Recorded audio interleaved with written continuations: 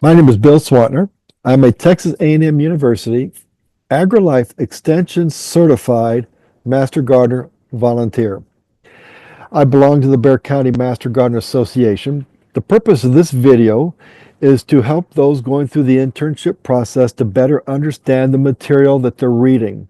Some of the interns have not been in a classroom in 30 or 40 years, and so they're reading a lot of material, and you wonder, what do I need to know? So if you read the material and you're not quite sure what you need to know, this is chapter 7, and I'm going to highlight what I have found to be necessary.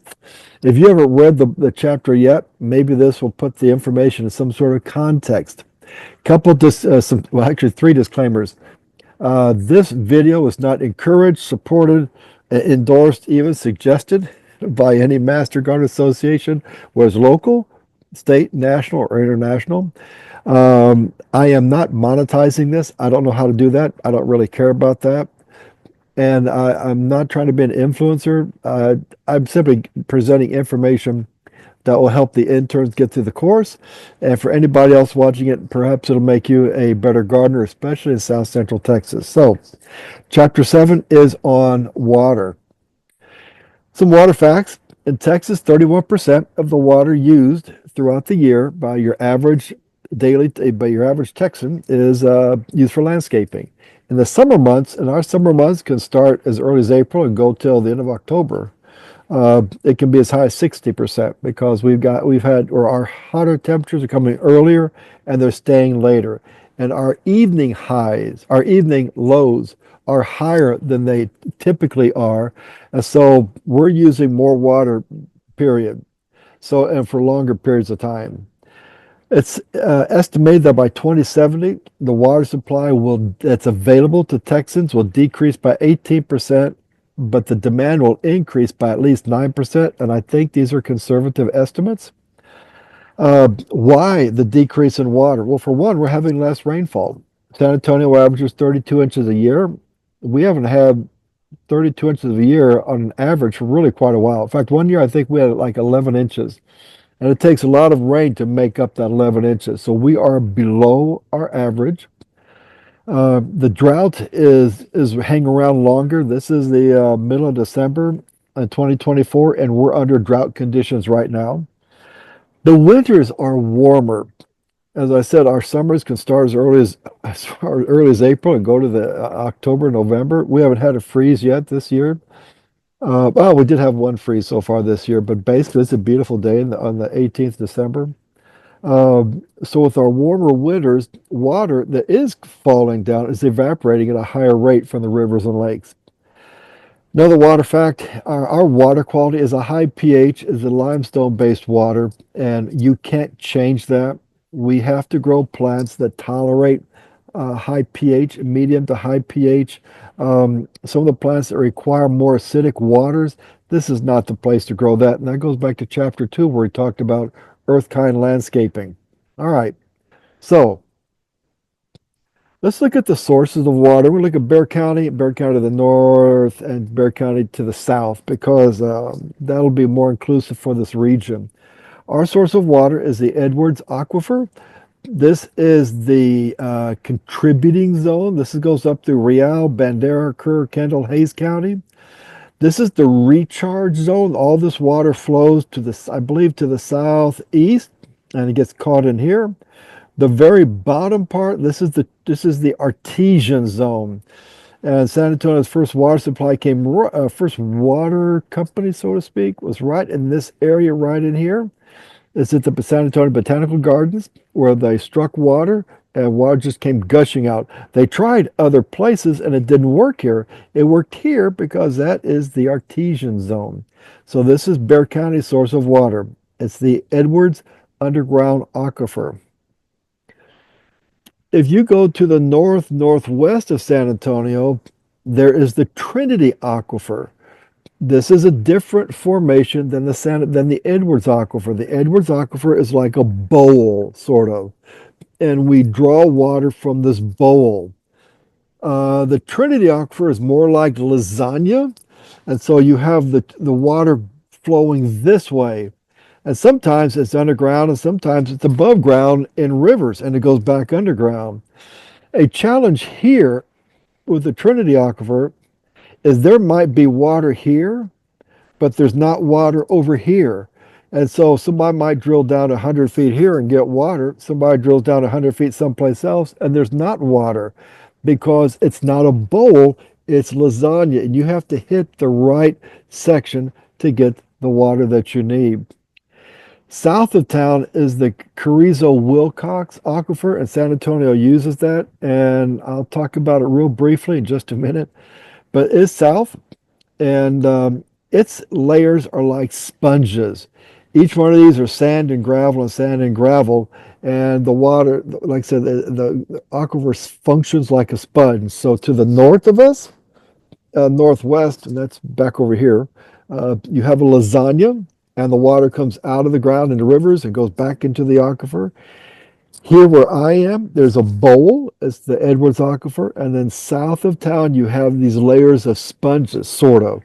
And it's sand and mudstone or whatever it is, and it absorbs the water differently. What San Antonio is doing is they are bringing water in from Caldwell County, and this was controversial, and it still is, and there are some complaints about it, but this isn't the way things are, and it's going to get this way. It's going to be even worse. We're pumping water from Caldwell County over here someplace down to Bexar County. Here's the rules for the Edwards Aquifer. This is accurate. It's not exact, but it's accurate for the purpose of this video. Let's say the SAW San Antonio water system is allowed to pull 5 gallons of water out of the Edwards Aquifer, and we only pull 3 this year. Well, we don't get to carry 2 over. On January 1st, it goes back to 5. So what San Antonio is doing is if we only pull 3 from the Edwards, we will put the other 2 in southeast Bexar County in the Carrizo Wilcox. The water we pull in from Caldwell, we can mix with our water or we can store in the Carrizo Wilcox Aquifer so that when we start running low on water, we can pull from that water. The problem is that water is very brackish and it needs to go through a lot of desalinization. And we have H2 Oaks on the southeast side of town is our desalinization plant. And so sometimes the argument is made, well, there's a lot of water out in the ocean. Why don't we just desalinate? Why don't we just get the salt out of it and use it? The problem is, and I'm getting a little off course, this is not in the book. It's not in chapter 7. The problem with cleaning up water from the ocean is you have this leftover stuff. You have this salt and this brine and this other. What do you do with that? Where are you going to put it? Because it's going to kill any land that you put it on. So do you send it? So what rancher farmer is going to say, yeah, bring in all that residue from cleaner water, put it on my land and make my land absolutely useless. So getting a little off course here, but that is a challenge.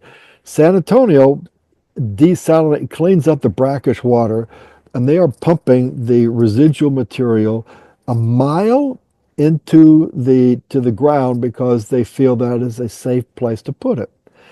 But we're doing it on a very small scale. It's not something you can easily do around the country to take care of our water issues. Got off track a little bit. All right, so water goes back to chapter 2. We need to do earth-kind landscaping and earth-kind gardening. If we landscape correctly, we'll reduce erosion. It will moderate the temperatures around the house, and earth-kind landscaping gives us a place to relax and play and entertain.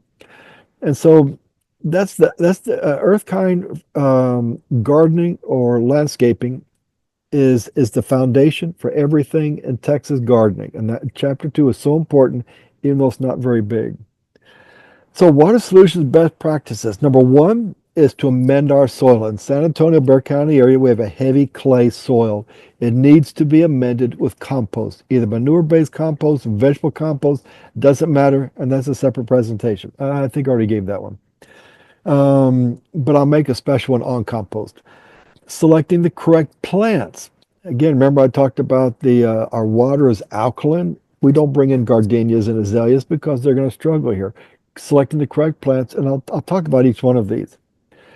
Correctly irrigating, rainwater capture, and earth-kind landscaping, and I'll go into that. Okay, soil preparation. We have to add, the best thing we can do to our soil here is add compost. It restructures the soil, which I think was in chapter 5 or 6, someplace in there. Compost restructures soil. That's the best thing we do to our yard. And do it in milder temperatures. This is December the 18th. It is, I don't know, 70 degrees outside. This would be a great day for adding compost. Now, and we can do it through sometimes the middle of March, beginning of April. We can add it once or twice. And the way you add compost is you just get a shovel, I'd make little piles, and then I get the back of a rake and spread it out. And then I'd water that area, do the next area. It takes longer, but it's done correctly. So, or if you're going to buy soil, buy amended soil from a soil yard. When I was a kid, we just bought soil through the one ads. But today, soil is specially manufactured and amended. So if you're going to add soil to your yard, whether to a garden or to turf grass, get amended soil. Native and well-adapted plants. Here is an earth kind indicator put out by Texas A&M. Here's the link. Sorry, these are in blue. Here's the link. And it will take you, you can put in specific zip codes or areas of the state you live, and it will it'll rank a plant at a 10. That's a great plant to have. For this area, mesquite tree is a great plant. Agarita. The earth kind plants are going to be primarily bushes, trees, and shrubs. If you want to grow wildflowers, DK Seeds is a San Antonio company. There's also Native Seeds. There's Wild Seed Farm. There are Territorial Seeds. There are a lot of good seed companies um, to purchase from. Type it into your browser. Type in Texas wildflowers, and what I would suggest you do is look at the list of the flowers that they're putting in their mix. You may not want that mix. You might just want to get clasping cone flowers, or you might just want to get bee balm. And so see what they say. These various seed companies are Texas wildflowers. And if you want to, buy just the seeds for those wildflowers. Some need to be directly sown. Some can be grown and then planted, but that's where you do your research. So there's your wildflowers. Native plants. Native plants, this is from the Native Plant Society. Those are plants that are considered native to this area. And these can be some trees, perennials, bushes, shrubs. So between these three, you've really got a great selection of plants that will tolerate our heat, our drought, and our high pH water. Then there are well-adapted plants. And here's a website for some suggestions from the Bexar County Horticulture AgriLife office. Well-adapted plants are plants that grow here. For example, the bluebonnet is not native to Bexar County. So if you want to go with just the native plants, you're not going to grow bluebonnets. But bluebonnet is well adapted. The Mexican marigold is well adapted. The Copper Canyon daisy, well adapted. These plants are well adapted for our area. And well adapted plants are going to be a lot of perennials.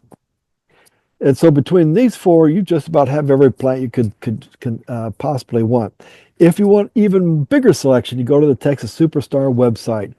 These are going to be trees, they're going to be shade trees, fruit trees. There are going to be perennials, there are going to be annuals, there's going to be vegetables. There's any number of things. There's going to be herbs on there, and they have been trialed throughout the state of Texas. Overton, College Station, Lubbock, San Antonio, maybe Uvalde. But these superstar plants have been trialed all over Texas, and if they do well, they are considered superstars. And so if you can't find a plant in these 1, 2, 3, 4, 5 websites, you're looking too hard, or you just need to figure out something else to do. All right, so there's your well-adapted plants. Let's talk about irrigation. In your well-amended soil, you will water your native, well-adapted, earth kind, Tech Superstar, native plants. I can't remember them all. You will water them infrequently. We want the plants need a chance to dry out. We overwater plants. And in your well-amended soil, we want to water deeply. We want those roots growing deep into the ground. If the roots are in the top inch, because we water shallow, we water a little bit every day, Then when it gets to be 100 degrees for 60 days like it was last summer, that top inch of soil just dries out and your roots dry out with it and your plant dies. And that's not going to be the landscaping that we really want. So in your 5 or 6 inches of well-amended soil that you either purchased or added compost to your clay soil, we want those roots growing deeply because 3, 4, 5, 6 inches deep, the drought, the heat, and the wind's not going to get to them. We want to soak and cycle, and I'll talk about that. We want to water early in the morning. Watering in the evening allows water to sit there, and it's a perfect incubator for disease. And the San Antonio water system likes for us to water at night, but the problem is the temperatures are just about right on some of these turf grass. The four ones are Bermuda, St. Augustine, Zoysia, and Buffalo. And some of those turf grasses, that's the perfect incubator for disease. Those warm temperatures and those wet leaves. So we want to water in the morning, allow the water to evaporate throughout the day. And we want to avoid watering leaves. Here's a drip system, and the water goes exactly at the plant or exactly where you want it. I've seen two approaches to drip. One is you put the water right at the base of the plant. Another approach, which I heard a professor talk about, was putting the holes where you want the roots to grow. So if the plant's here and you want the roots over here to grow out, then put the water off and encourage the roots to find the water source. Either way, the drip irrigation comes in two colors, black and brown. This is black. Well, let me put it differently. The drip irrigation comes in pre-drilled holes and holes which you drill your own. Typically speaking, as I've seen it, the black hosing, you put in your own emitters. The emitter can be any place from half a gallon to, it's a little thing about that big, half gallon to 5 or 10 gallons. And so what that means is if you put a 10-gallon emitter in this hose right here, it will put out 10 gallons of water on this plant for 1 hour. If you get a 1 gallon, it'll put 1 gallon of water here for an hour. There are pre-drilled holes, and I have seen those usually in brown colored hosing. And they come in 6 and 12 and 18-inch spacing, depending on which one you think you want. So you either drill your own holes, which I've seen with black hose, or you can put it pre-drilled, which I've seen in the brown tubes. The soaker hoses are not they're not good. The material rots real easily in our hot summers. And if it's a 50-foot hose and you turn it on full blast, the first 5 feet are going to get a lot of water, but it's going to ooze out. The pressure isn't there to keep that going to the 50th foot. These things are pressurized. And so there is much pressure at the very first hole as there is in the hole 100 feet away. And we want to avoid watering the leaves because that is where water gets on the leaf. That's a great place for disease to begin. So let's talk about rain capture. It's free-ish. First, you have to figure out how to get some sort of container. You put a 5-gallon container in the right spot in your roof and collect water. So you could say it's free. It has a lower pH. Our pH soil, as I mentioned, our pH water, as I mentioned earlier, is high pH because all the limestone that's been sitting in and it gets drawn through. And if we capture the rainwater, it reduces erosion, runoff, the pollution of the stuff on the ground, our various chemicals we put on the ground. Rainwater capture includes rain gardens and rainwater harvesting. All right, so rain gardens, those are depressions in the ground, and they many times are artificial ones. And I have one, and I'll show you pictures of it. Sometimes, if not always, it requires special soil preparation, and I'll show you mine in a minute. These are 3 websites. The plants in rain gardens are special plants. They have to be ready for a deluge of water and tolerate it. And they have to be prepared for no water and tolerate it. We don't water rain gardens. The only water the plants in rain gardens get is the water that comes from the sky and collects in that little hole depression in the ground. So here's mine. This area is a heavy, thick, compacted clay soil when we came in here, and it usually turned. We had grass in there. It usually turned into a swamp, and it was just a mess. What I did was I dug this entire area up. I put in a layer of expanded shale because there's research that says expanded shale works well with our clay soil.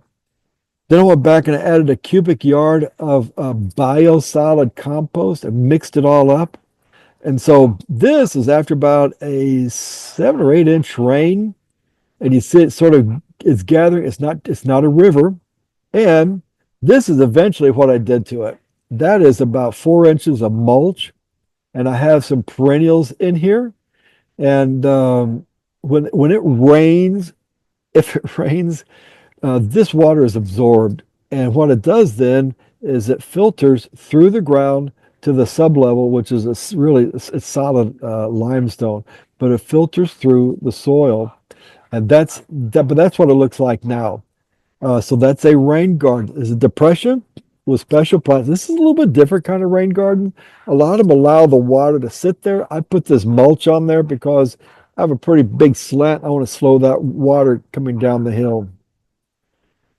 Here's another one I did. This is about a 5 foot drop. And this is really some compost and solid mulch. And this is after really heavy rain. And look what's on the sidewalk. Nothing but water.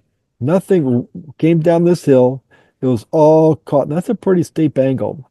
So that's the advantage of well, that's the advantage of using mulch. This isn't really quite a rain. It's kind of like a rain garden because all the water drains from the house, drains from the yard down to this area.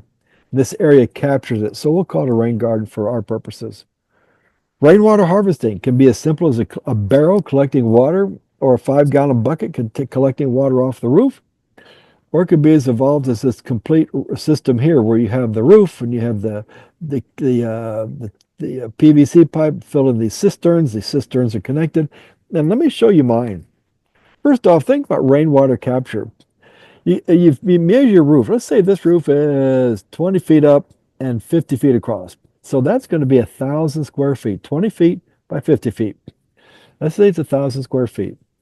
A 1 inch rain, this roof will produce 600 gallons of rain. So if you have 10 inches of rain a year, this 20 by 50 foot will give you 6,000 gallons of water that you could use to supplement in your yard, to water your yard, to water your plants, your vegetable gardens. That's the beauty of rain, of capturing rain. So here's mine. This is a first diverter. The rain comes off the roof. There's a gutter here. Um, yeah, I can't. Well, let me try this. Oops, sorry. That didn't work. All right. The rain comes off the roof. It's collecting in the gutter. That roof water is going to be dirty. It's just birds sitting on their asphalt shingles. It's just going to be dirty stuff. There's twigs and leaves and whatever else is on there. It's collected in the gutter, and then the first water is going to go down this 8 foot tube, and it's called a first diverter. It's diverting the water um, to a different, it's going to divert it down here, and this is going to be filled with dirty water. Some people will put a filter here. I don't have a filter there because there just wasn't room. So I just count on this first diverter. And then when the rain goes away, when the rain stops and it kind of clears up a little bit, I go unscrew it, and all this water, and it's black. There's a lot of stuff in there. It's kind of gross.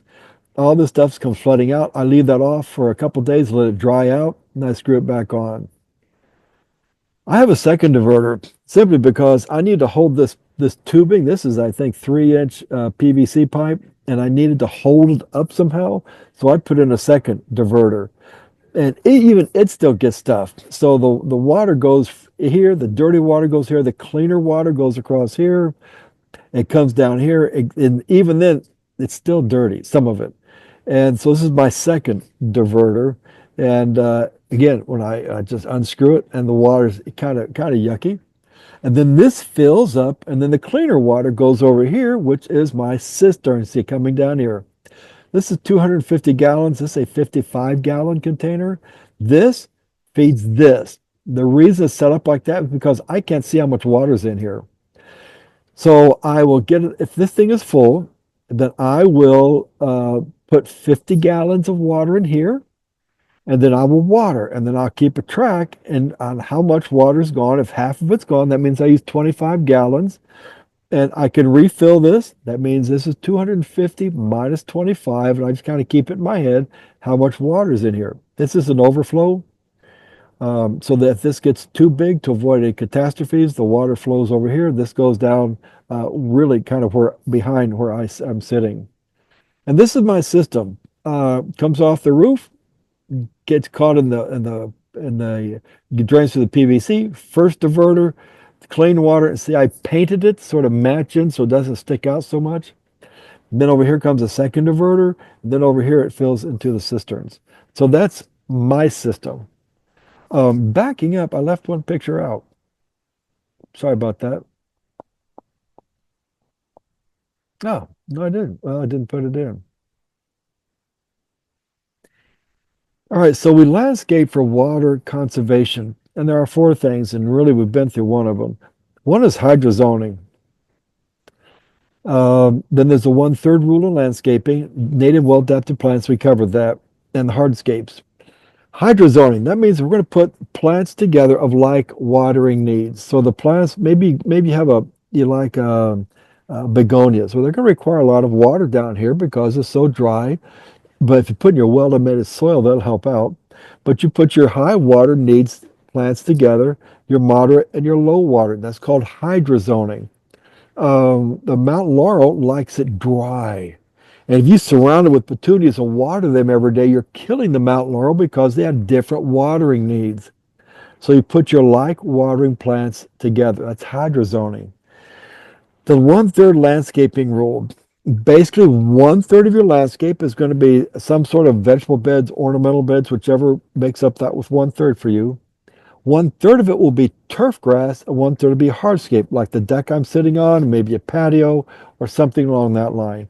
But in earth-kind landscaping and in water conservation, one-third is we're going to use for our beds with our drip irrigation system from our cisterns that collect the water from our roofs. Your turf grass, one-third only, and then your hardscape, some sort of patio or something to make life enjoyable. Well-adapted plants, we've already been here. Turf grass. Part of the challenge in turf grass is selecting the right turf. And I'll have a special video on this later on because the book talks about it. The main thing to turf grass is the shade and the need. Shade, there's only one turf grass that tolerates shade. That's St. Augustine. Zoysia, let me go through. St. Augustine, Bermuda does not tolerate shade. Buffalo grass does not tolerate shade. Zoysia tolerates some shade, but it's more tolerant than buffalo grass. It's more tolerant than Bermuda grass, but it's not as tolerant as St. Augustine. Zoysia still needs a lot of sun.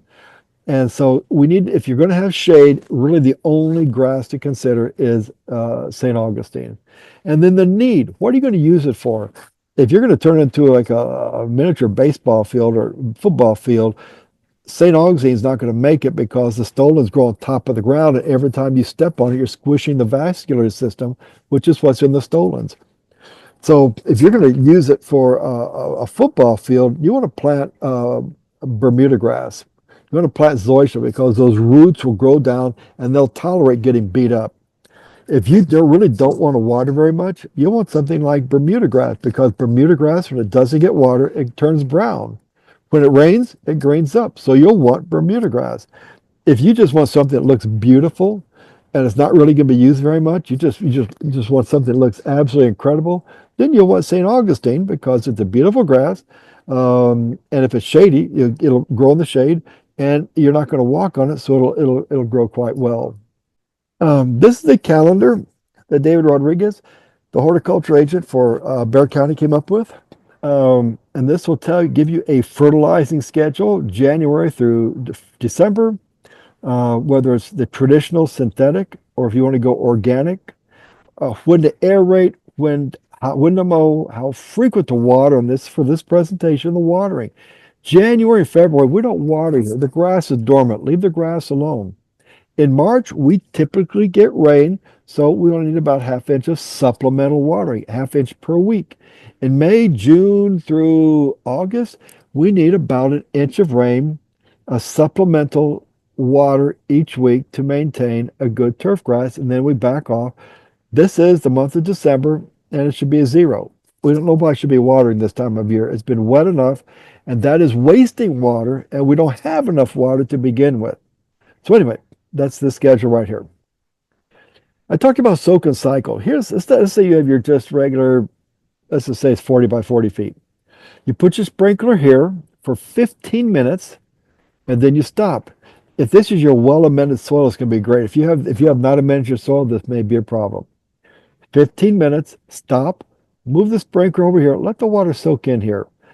15 minutes, stop, let this soak in, move the sprinkler here. 15 minutes, stop, move it here. This water slowly starts to soak and filter into the ground.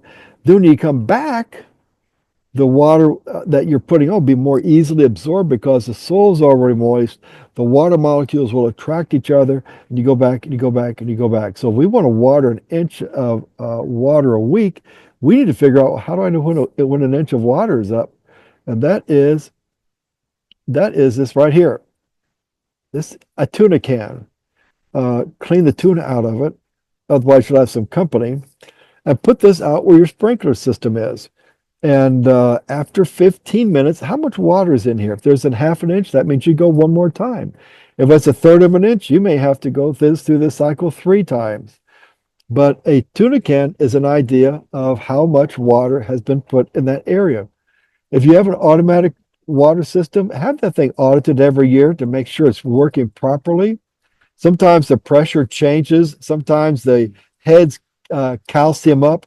So if you have an automatic sprinkler system, have it audited. If you can do this with your own sprinklers, we're shooting for an inch of water on your well-amended soil a week during the hotter months. Vegetable gardens. Here's a link that tells you the vegetables that grow best here. Not all tomatoes grow here. Not all strawberries grow here. This has the most comprehensive list for spring and fall suggested plants, what varieties to look for, when to plant them, where they should be seed or where they can be transplants.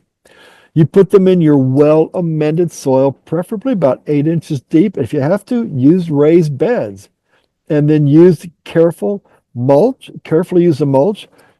In the wintertime, we're going into our wintertime now, and we'll have winter for a couple days in February. But coming out of our cold times of February, we don't want to put mulch on the soil right away because we want that soil to warm up. So we put those vegetables in the soil, they're put in warm soil. So we use mulch carefully, and we don't put mulch up against the plant. If this is the plant, we don't want mulch up against here. You want to get that mulch probably 2 inches away, so and forms like a little bowl, so the water collects in there and it drains down into the plant. Drip irrigation is the best way to do your watering because it avoids water on leaves, and vegetables want full sun. They will not grow underneath your shade trees. Hardscaping. Here's what I'm talking about, hardscaping. It might be patios, decks. Here's a walkway with rocks on the outside. These are plants that will survive in this kind of heat. This is gravel put in here, some sort of river rock. This is a wider walkway. This is part of that 1/3 hardscape. This here going through is a hardscape.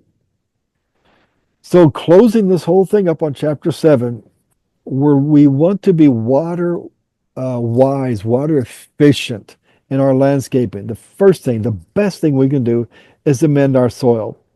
The second thing is select the correct plants. Earth kind, well adaptive, native, Texas Superstar, and the fourth, the ones recommended by Bexar County. Correct irrigation. Drip is the best, but if you have to use a sprinkler, and I use a sprinkler, do it in the morning and not in the afternoon and not in the evening. If you can, capture as much rain as you can. If you want to get fancy, put in a system like mine and run off those rain barrels. I run it off a pump and a filter system. and use the landscaping principles. 1/3 vegetable or ornamental beds, at least. You can have more than that. 1/3 turf. Try not to get more than a third turf, and then 1/3 some sort of hardscape. That is chapter 7, sort of in a nutshell.